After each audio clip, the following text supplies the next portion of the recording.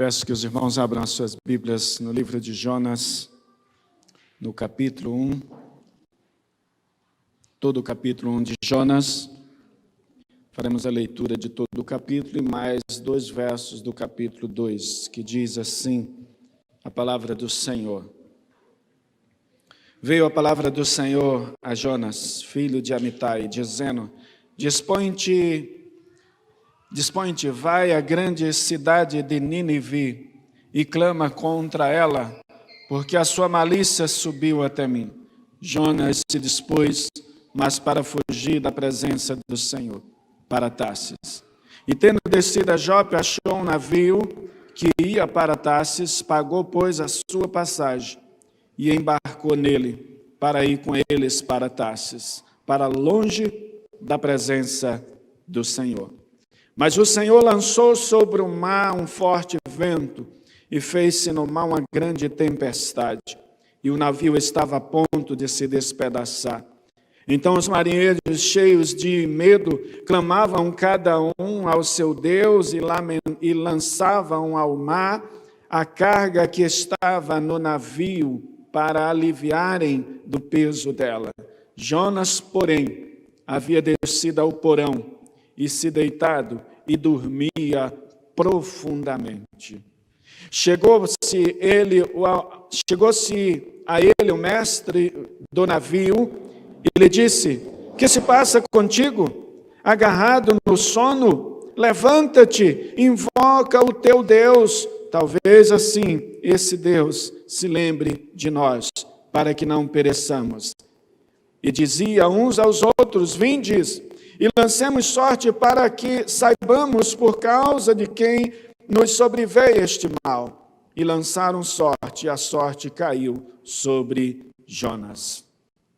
Então lhe disseram, declara-nos agora por causa de quem nos sobreveio este mal. Que ocupação é a tua? De onde vens? Qual a tua terra? E de que povo és tu?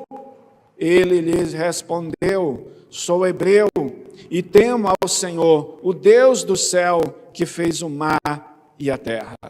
Então os homens ficaram possuídos de grande temor e lhe disseram, o que é isto que fizeste? Pois sabiam os homens que ele fugia da presença do Senhor, porque ele havia declarado. Disseram-lhe, que te faremos para que o mar nos acalme, porque o mar se ia tornando cada vez mais tempestuoso. Respondeu-lhes, tomai-me e lançai-me ao mar, e o mar se aquietará. Porque eu sei que por minha causa vos sobreveio esta grande tempestade. Entretanto, os homens remavam, esforçando-se por alcançar a terra, mas não podia, porquanto o mar se ia tornando cada vez mais tempestuoso contra eles. Então clamaram ao Senhor e disseram, Senhor, rogamos-te que não pereçamos por causa da vida deste homem e não faças cair sobre nós este sangue. Quanto a nós, inocente, porque tu, Senhor, fizeste como te aprove. E levantaram a Jonas e o lançaram ao mar e cessou o mar da sua fúria. Temeram, pois, estes homens em extremo ao Senhor e ofereceram sacrifícios ao Senhor e fizeram votos. Deparou o Senhor um grande peixe para que tragasse a Jonas. E esteve Jonas 3 dias e 3 noites no ventre do peixe. Então Jonas, do ventre do peixe, orou ao Senhor seu Deus e disse, na minha angústia clamei ao Senhor. E ele me respondeu, do ventre do abismo gritei, e tu ouviste a voz. Meus irmãos, eu fico maravilhado com o livro de Jonas, essa narrativa, como que ele vai relatando, você começa a ser transportado para o evento. Imagine, Meus irmãos, cada vez que lemos e ouvimos algumas mensagens sobre o livro de Jonas e faremos alguma nova leitura do mesmo, mas nós nos deparemos e tiramos lições preciosas do mesmo. Meus irmãos, a Bíblia tem esse poder de sempre nos oferecer e nos ensinar coisas novas. Alguém diz desse jeito: eu já li a Bíblia 3, 4, 5 vezes e ele continuará lendo. A Bíblia é o único livro que você tem o privilégio, eu já tenho falado isso aqui, o privilégio de ler ela com o seu autor do lado. Na verdade, você sempre precisará dele do lado, para que você possa entender o que ele está falando ao vosso coração. Olhar para o silêncio de Jonas como uma reação à convocação de Deus nos faz ver o quão desastroso é para a igreja e para o mundo quando a mesma deixa de cumprir o seu papel, o seu chamado, a sua vocação. Sempre que a igreja se cala, a igreja deixa de cumprir o seu papel. E a igreja traz dano a si mesmo e ao próximo. Com isso, nós aprendemos algumas lições a esse respeito. E a primeira, meus irmãos, é a de que, acredite, o silêncio da igreja é danosa a si mesmo e à sociedade. O seu silêncio é danoso a você. Ele vai trazer consequências ao seu coração, mas ele vai trazer consequências àqueles que participam da sua relação. O silêncio da igreja, ele não é danoso tão somente a nós, mas é danoso também àqueles para quem nós fomos enviados. Por isso nós precisamos falar, nós precisamos pregar, nós precisamos anunciar. Quando a igreja se mostra em silêncio, muda mediante a mensagem do Senhor, ela vai sofrer algumas consequências. Já disse o filósofo e teórico político, o irlandês Edmund Burke, ele diz o seguinte: para o triunfo do mal só é preciso que os bons homens não façam nada. Eu diria que para o triunfo do mal basta que a igreja se cale, porque a igreja tem uma mensagem de salvação para o mundo. E quando esta igreja se cala, isso é danoso àqueles que participam da vida da igreja, como igreja. E isso é muito triste.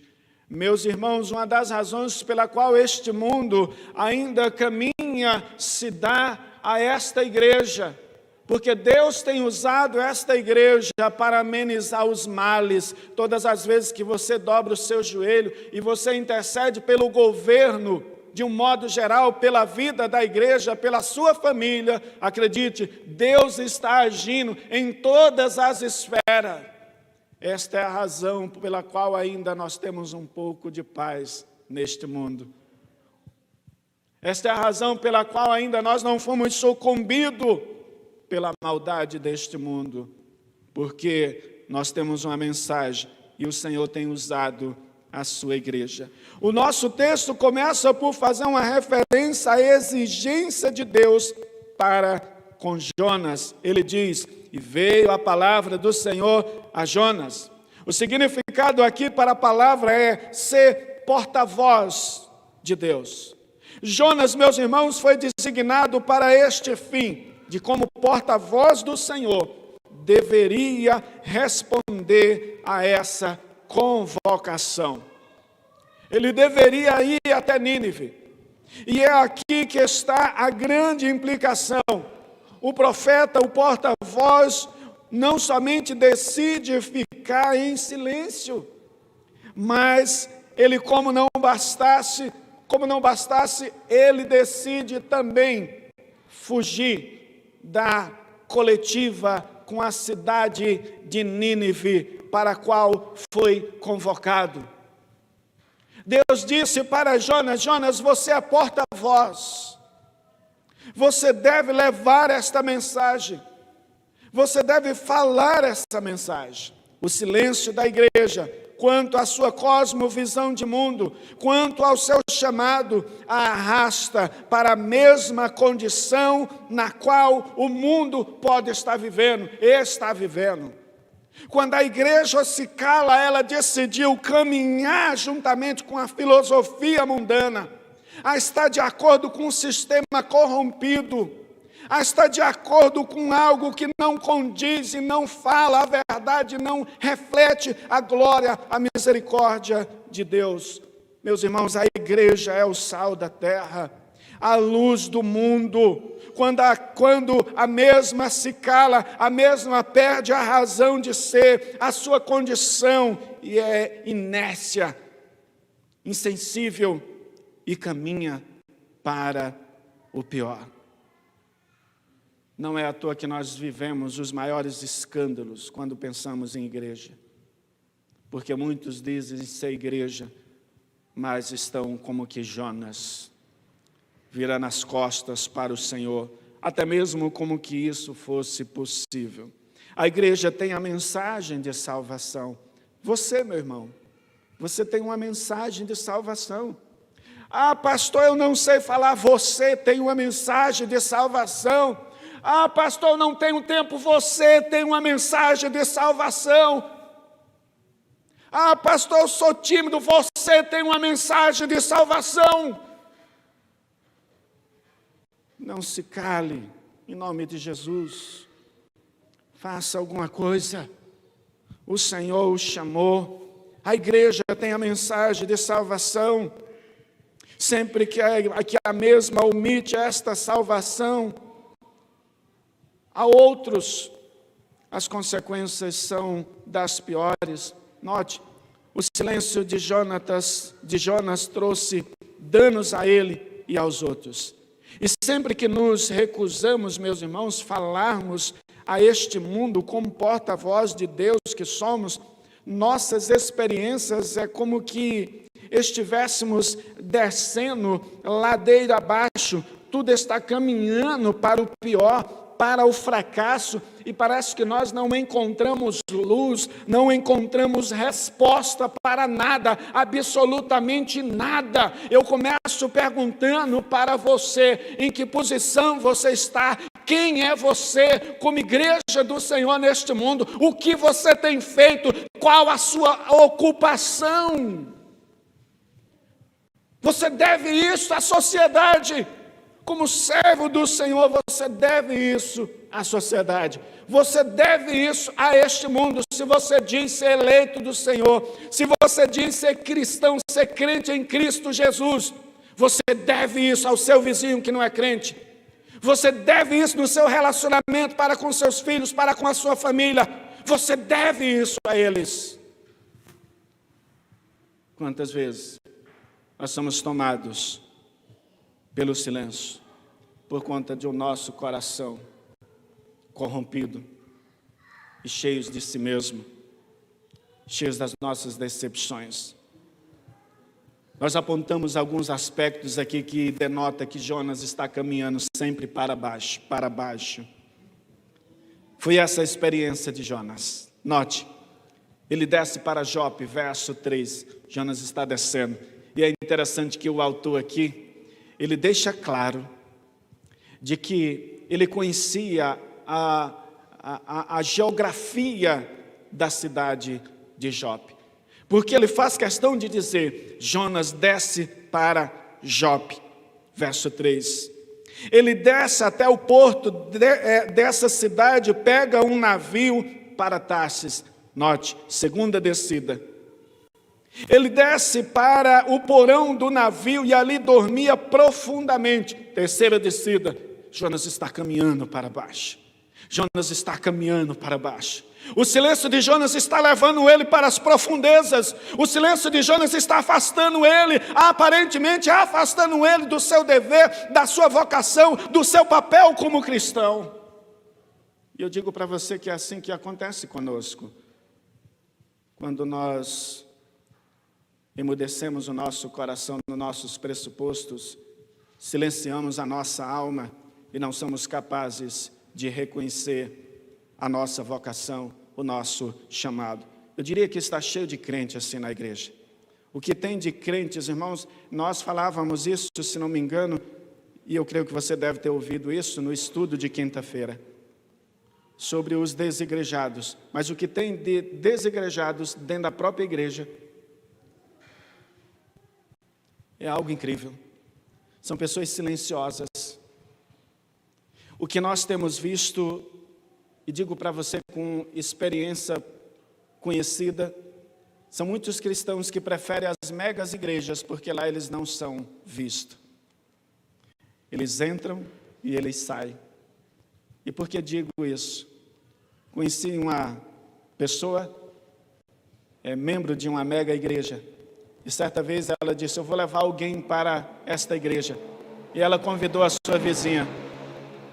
Uma igreja, uma mega igreja, não estou dizendo que isto seja comum, mas dificilmente, se não for bem estruturada, consegue aplacar a todas as membresias. Eu falo isso por experiência, porque eu creio que alguns de vocês aqui podem levantar a mão agora e dizer de jeito: pastor, você nunca foi me visitar. Aí eu aproveito para dizer para você: mas você nunca me convidou?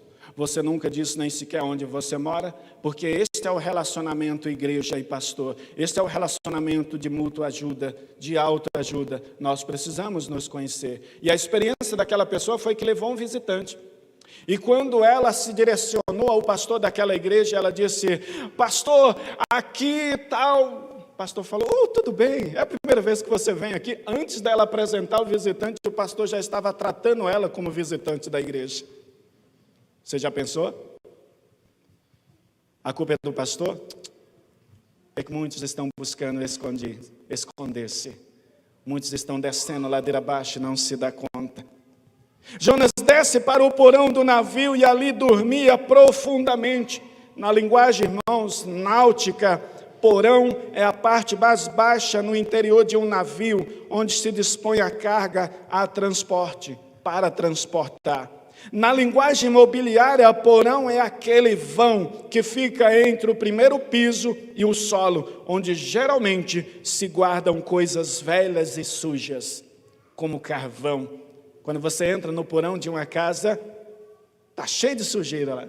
Tudo aquilo que você imagina um dia precisar, você vai juntando lá, não é assim? Às vezes você faz isso, às vezes nós fazemos isso, nós nem precisamos dessa arquitetura, né? Imobiliária, como antigamente, hoje já não existe tanto, mas nós nem precisamos disso. Vamos guardando coisa lá. Vez ou outra, eu e a minha esposa, a gente se junta e faz uma limpa em tudo, porque nós gostamos de guardar as coisas. Vamos guardando, coisas que não servem para você, mas servem para o outro. Você está lá guardando, tendo a esperança de um dia usar, quando na verdade nunca vai usar. Porão é lugar de sujeira, é lugar de esquecimento. Meus irmãos, quando nós vivemos a experiência, meus irmãos, de nos colocar em silêncio diante da voz de Deus, quando a igreja se cala diante da voz do chamado de Deus, ela está buscando isso, ela está dizendo: eu quero ser esquecido, porque eu não concordo com isso, eu não concordo com aquilo. É pessoas que estão, meus irmãos, vivendo uma experiência danosa. Deus permitiu às vezes o sofrimento para que ele se levante, para que esse sofrimento torne pedagógico a sua vida, e ele busca a graça, o poder de Deus. Mas sabe o que ele faz? Ele fica em silêncio e vai para o porão, quando na verdade Deus está dizendo: sai daí, para com isso, eu tenho um trabalho a ser feito, eu quero te usar, eu quero te levantar, eu quero que você seja um homem, uma mulher de Deus, uma criança, um jovem, um adolescente de Deus. Deus o chamou.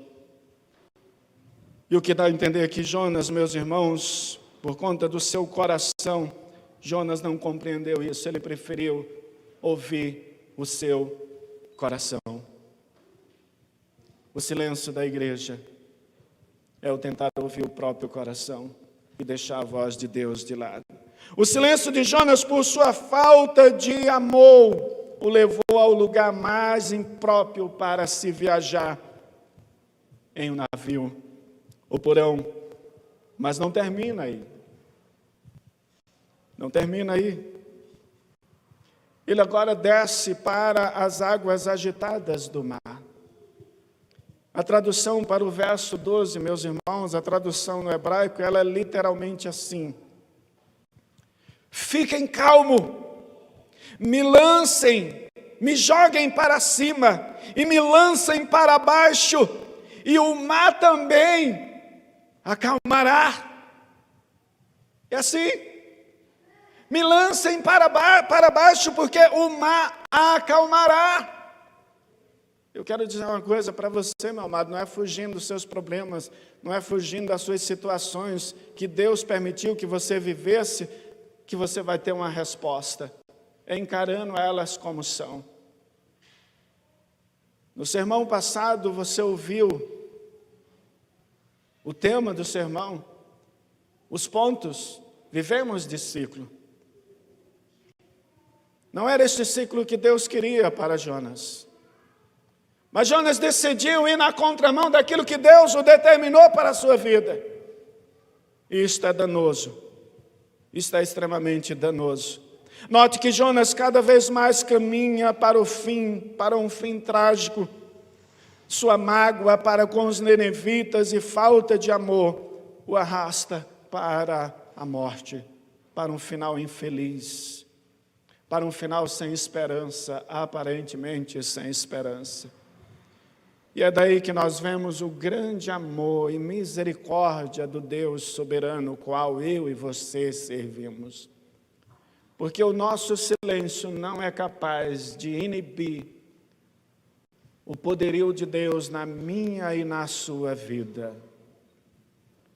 Mesmo que eu e você, vez ou outra, venhamos agir como birrentos, porque às vezes é isso que somos, birrentos, Deus sempre vai aplacar o silêncio do meu coração e do seu coração.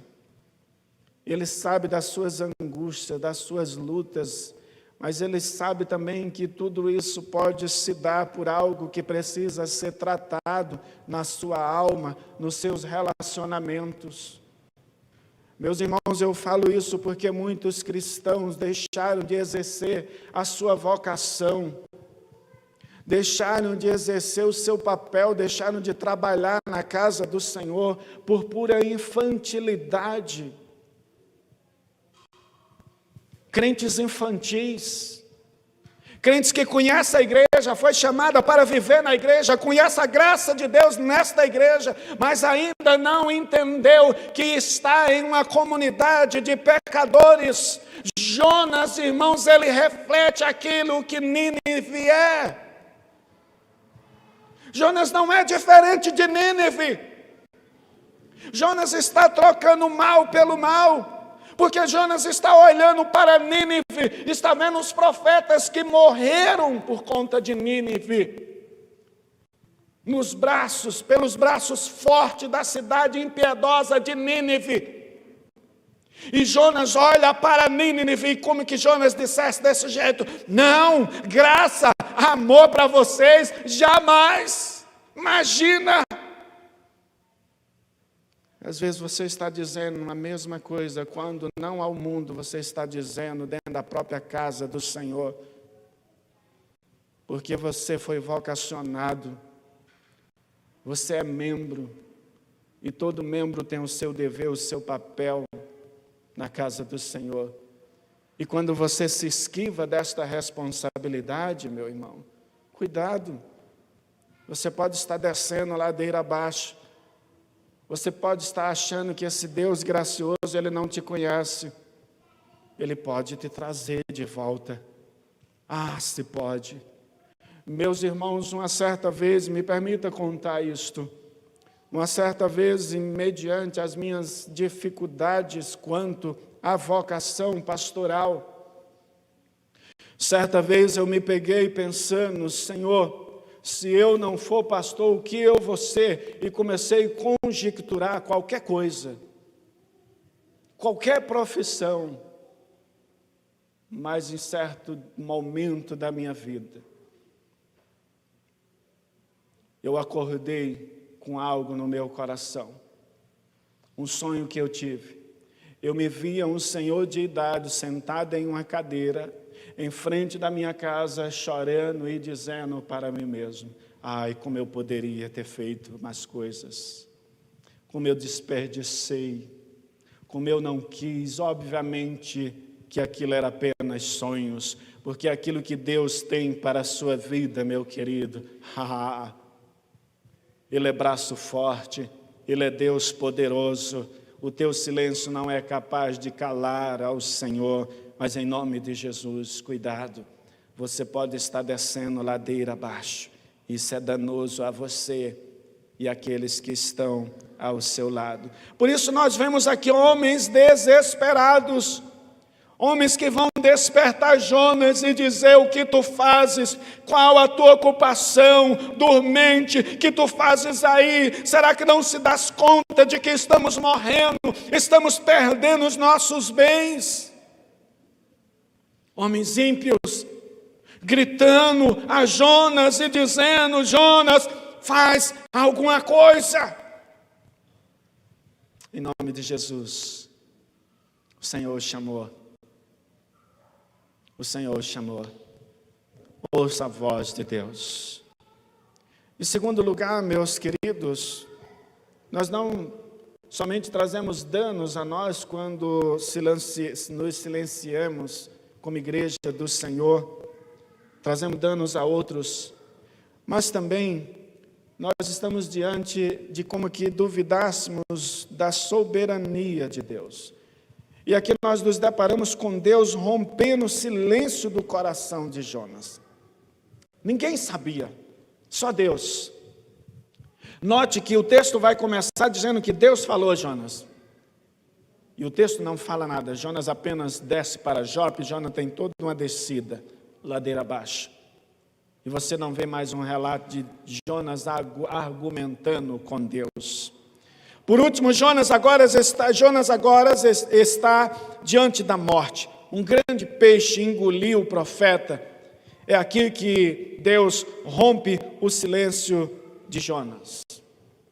Meus irmãos, o chamado de Jonas é marcado por seu silêncio e pelo rompimento desse silêncio. E acredite, Deus não costuma se calar frente às nossas reações infantis quanto à sua soberania.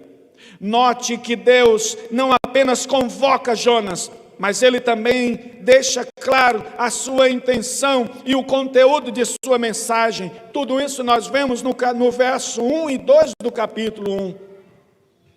Primeiro, Ele convoca, veio a palavra do Senhor a Jonas.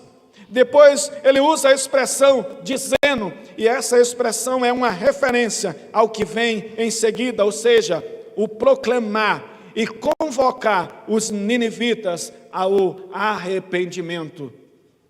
Este foi o conteúdo da mensagem de Deus para os ninivitas, para que Jonas falasse aos ninivitas. Mas sabe o que me chama a atenção aqui, meus irmãos? É que se Jonas ele estivesse rejeitado, ir até Nínive, por saber que Deus, que se Nínive não se arrependesse, Nínive seria destruída, até entenderia, porque Jonas sabia que Deus destruiria Nínive mesmo, mas não é isso. Jonas não vai a Nínive porque ele não amava Nínive. Jonas não vai a Nínive porque ele sabe que Deus é misericordioso e Deus amava Nínive. Jonas não vai a Nínive porque ele está diante de um Deus poderoso, amoroso, misericordioso. E que assim como ele foi para com Jonas, ele também seria para com os ninivitas. Por isso Jonas se recusa a ir até Nínive. Ou seja, Nínive deveria se arrepender, Jonas deveria ir até lá. A expressão também é uma referência ao que vem em seguida durante todo o livro. Porque deveria arrepender-se, porque os ninivitas deveriam se arrepender, porque a expressão usada aqui para malícia significa uma aversão a Deus em todos os seus aspectos morais, sociais e relacionais. Eu creio que isso o faz pensar em algo, pois é isso que nós estamos vivendo na sociedade. Deus rompe o silêncio de Jonas, irmãos, porque Deus olha para Nínive e Nínive está corrompida. Nínive tinha perdido qualquer referencial de verdade, de bondade e amor ao próximo. E por sua vez, Jonas estava indo na mesma direção quando decidiu fechar os olhos e os ouvidos para o Senhor e descer às profundezas dos mares. Sempre que a Bíblia vai falar sobre mar, a Bíblia faz uma referência à questão das grandes tribulações, de adversidade. E Jonas está, por conta da sua rebeldia, por conta do seu silêncio, Jonas está caminhando nesta direção. A expressão usada para subir significa escalar, que é isso que está dizendo ele quando diz que os ninivitas estavam numa grande escala de corrupção, e denota a figura de alguém que está exercendo força em oposição a Deus. Parece que isso tem a ver também com a atitude de Jonas. Em oposição a Deus, Jonas está indo em outra direção. Em oposição a Deus, Jonas está fechando o seu coração para a vontade do Senhor. E qual que era a vontade do Senhor para Jonas?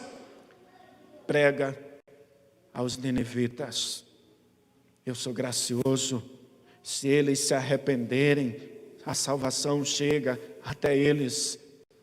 Mas Jonas, ele vai em oposição e ele age contra Deus. A expressão também pode ser traduzida por romper ou uma tentativa de ser superior a outro. Ou seja, se esta era a condição de Nínive, Jonas, por sua vez, corresponde e reage da mesma forma, na mesma proporção, pois rejeita a voz do Senhor, rejeita o senhorio de Deus. Para isso Deus moveu pessoas. Havia naquele dia embarcação no porto, olha só, naquele momento havia uma embarcação no porto. Havia naquele dia alguém para vender uma passagem para Jonas. O Deus gracioso, soberano, está permitindo tudo isso para pegar Jonas lá na frente e arrancar de Jonas uma confissão verdadeira de quem é Deus. Cuidado, meus irmãos.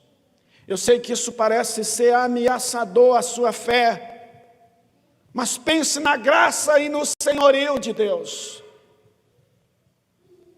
Em nome de Jesus. Jonas, ele está caminhando. Naquele dia os marinheiros daquela embarcação tiveram um encontro com o Deus soberano. Olha só, naquele dia o Senhor agitou o mar. Não era comum. Quando a Bíblia diz que o mar estava agitado por conta de Jonas, é porque Deus, na sua grandiosidade, Deus soberano, como o profeta Isaías vai dizer, que as águas estão na concha de suas mãos. Jonas estava nas mãos do Senhor. E o Senhor, como que um redemoinho, foi lá e as águas começaram a agitar. E Jonas se deu conta de que não havia outra coisa a fazer, senão reconhecer o Deus soberano a quem ele estava diante. Naquele dia o Senhor mostrou a Jonas o tão desastroso é virar as costas para ele. Mas é preciso dizer que todos esses eventos não caracterizam a sua falta de amor para com Jonas. Ao contrário, ele fez tudo isso porque ele amava Jonas. Ele fez tudo isso porque ele amava os ninivitas. Ele fez tudo isso porque ele queria salvar homens. Ele fez tudo isso porque ele queria salvar você. Ele tem feito muitas coisas na sua vida porque ele quer tirar de você uma genuína confissão de que ele é Deus soberano sobre a tua vida. Quantas vezes o Senhor nos permite estar em situação tão terrível e onde nós falamos que humanamente nós não teríamos coragem de falar. Todos esses eventos o levaram para os braços do Senhor, para fazer a sua vontade. Deus é soberano, Deus ama Jonas, Deus ama você, mas deixa claro de que nenhuma infantilidade afetará quem ele é. Bobagem. Quero que pense comigo aí. O que tem entristecido o teu coração? O que tem arrancado de você? O que tem esfriado em você a sua vocação? O que impede de participar, de ser membro desta igreja de forma ativa? Seria reconhecer isso? Eu digo para você, meu querido, Deus o chamou. Deus quer fazer mais na sua vida. Deus quer usar você. Ele é Deus. Você pode mudar de cidade. Você pode mudar de igreja. Você pode até estar sendo engolido pelos seus problemas, mas Ele é o Senhor. E Ele continua sendo Deus na sua vida. Ele continua sendo Deus soberano. Capaz de aplacar o silêncio do seu coração, suas angústias, naquele momento onde só você reconhece as suas lágrimas, naquele momento onde você sequer entende os conflitos do seu coração. Eu digo para você, Ele conhece o seu coração, Ele é Deus. Deus estava com Jonas, meus irmãos, desde o momento que Jonas disse desse jeito. O silêncio de Jonas disse muitas coisas. Muitos não sabiam, mas Deus sabia. Foi em meio aos transtornos descritos no capítulo 2 que Deus abriu a boca de Jonas. E agora o que era silêncio tornou-se um discurso argumentativo de uma certa forma. E este é o sentido da expressão, clamei ao Senhor e Ele me respondeu. Do ventre do inferno gritei e tu ouviste a minha voz. Chegou o tempo de você falar. Chegou o tempo de você dizer quem você é. Chegou o tempo de você tomar a decisão. Chegou o tempo de sair do porão. Chegou o tempo de sair da sujeira. Chegou o tempo de buscar santidade. Chegou o tempo de estar na presença de Deus. Chegou o tempo de gritar socorro. Chegou o tempo de confessar quem Ele é sobre você, em nome de Jesus. Pare de tentar. Pare de argumentar seus pressupostos pecaminosos quanto o que é viver igreja, ser igreja. Pare de olhar para a sua vida e achar que tudo se resume em você. Você não é a última bolacha do pacote. A palavra do Senhor diz que nós somos vermezinho de Israel. O Senhor poderia ter escolhido qualquer outro, mas o Senhor escolheu você. O Senhor escolheu Jonas. Deus não poderia ter levantado outro profeta naquele tempo? Claro que sim. Mas Deus disse, é você, Jonas. É você, Jonas. O teu silêncio não é capaz de aplacar a minha vontade. A tua infantilidade não é capaz de desmoronar a minha vontade. Eu sou Deus soberano sobre a sua vida. Meu querido, você consegue compreender isso? Faça uma análise da sua vida. Porque será que mesmo você dizendo ser cristão, as coisas parecem não funcionar para você? Será que Deus está contente com isso? Porque será que você mesmo dizendo ser cristão, você caminha a ladeira abaixo? O que Deus tem falado ao vosso coração? Qual tem sido a mensagem de Deus para o vosso coração? Qual tem sido a sua ordenança? Em nome de Jesus, se porventura faz-se necessária essa decisão na sua vida, tome esta decisão hoje e diga: Senhor, eu quero fazer a tua vontade, eu quero ser discípulo discipulador. Senhor, eu quero ser aquele que salva. Senhor, eu quero ser aquele que ama. Senhor, eu quero ser o referencial da tua graça. Senhor, eu quero exalar o bom perfume de Cristo. Senhor, eu quero sair do porão. Senhor, eu quero sair do abismo. Senhor, eu quero sair da boca deste peixe. Senhor, eu quero a tua misericórdia. Em nome de Jesus. Em nome de Jesus. Eu quero concluir dizendo: você sabe quem Deus é. Não queira caminhar em direção oposta à sua vontade. Se você já aprovou a Deus, não queira caminhar em direção oposta à sua vontade. Caso essa seja a sua realidade, é tempo de fazer o caminho de volta. Chega de percas, chega de sofrimento por infantilidade, por imaturidade, por um coração duro que não ama, que não se humilha. Chega! Há uma cidade a ser conquistada para Cristo, há um mundo a ser pregado ao evangelho de salvação, há um vizinho a ser ganho, há uma esposa a ser evangelizada, há um filho a ser conquistado para o reino de Deus. Chega! Você, pai, em nome de Jesus, cuidado, teu filho pode estar caminhando ladeira abaixo e você ainda não se deu conta. Cuidado, a sua família pode estar caminhando ladeira abaixo junto com você e você não se deu conta. Em nome de Jesus, traga sobre si os preceitos do Senhor. Sustente a sua família por meio da oração, da palavra. Evangelize. A coisa mais maravilhosa nesse texto, meus irmãos, e eu já estou encerrando, é que no verso 5, o texto diz o seguinte: cada um ao seu Deus lançavam ao mar, cada um. Então os marinheiros cheios de medo, clamavam cada um ao seu Deus e lançavam ao mar a carga que estava no navio. E nós nos deparamos lá no verso 16.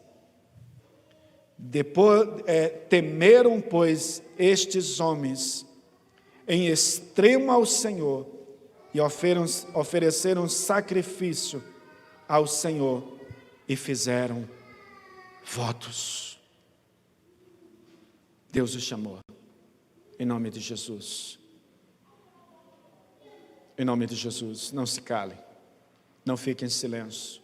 Deus é soberano. O Senhor os chamou. Ele é Deus gracioso, em nome de Jesus. O silêncio de um profeta e a resposta de um Deus soberano. Se você é este profeta, está na hora de falar, está na hora de pregar, pois Ele continua sendo Deus soberano sobre a vossa vida. Deus os abençoe, em nome de Jesus.